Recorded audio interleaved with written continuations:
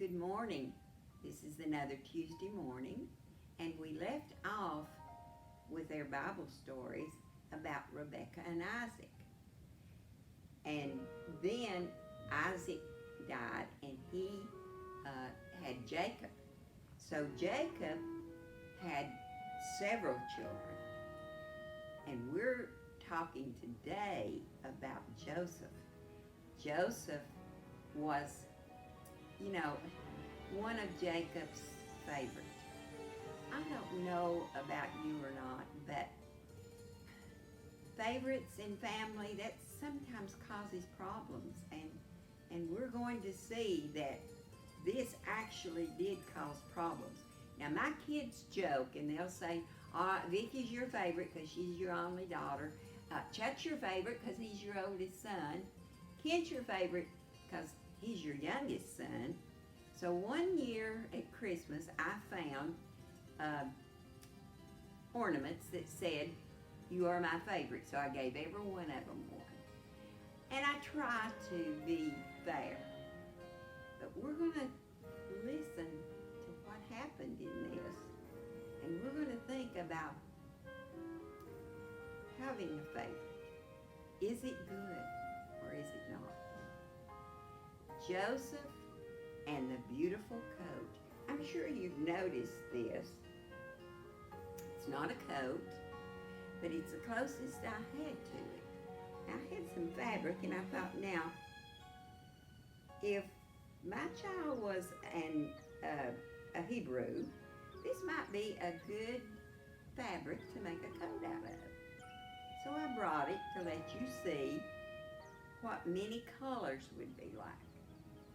Well, here is Joseph, and there's Joseph's coat. Now, that's not what I envisioned it to be. I thought it was actually a coat, and many times when we see it, it is a coat. But this is more like a shawl. So I was thinking this goes pretty good. That's good.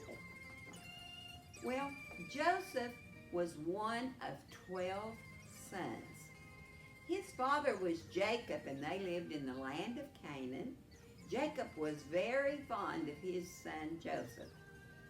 Benjamin, the youngest brother, looked up to Joseph, but his older brothers disliked him for bragging about the gifts his father gave him. When Joseph was 17 years old, Jacob gave him a coat made of many colors. It was a beautiful coat. Joseph's brothers became jealous and hated him. Our father loves Joseph more than he loves us, they grumbled. Look at that coat.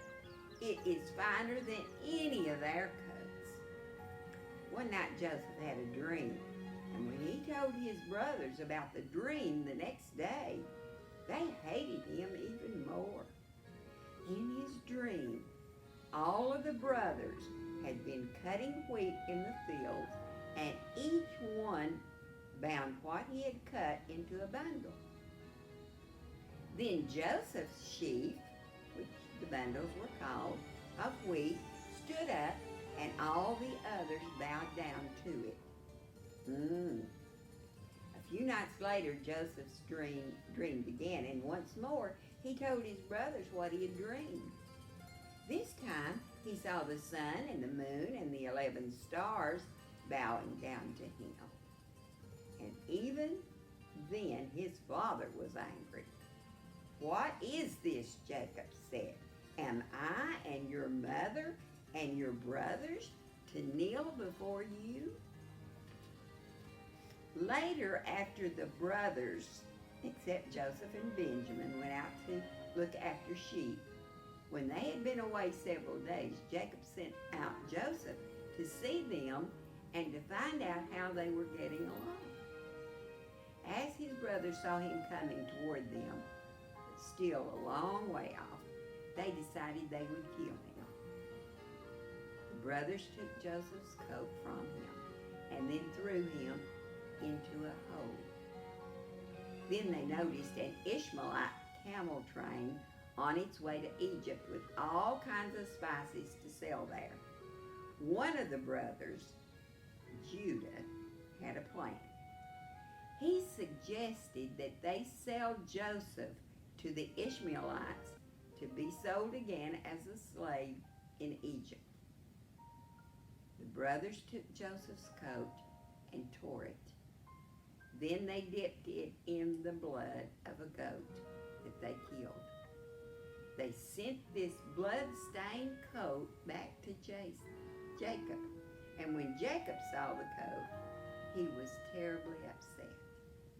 He believed that a wild animal had killed this favorite son of his.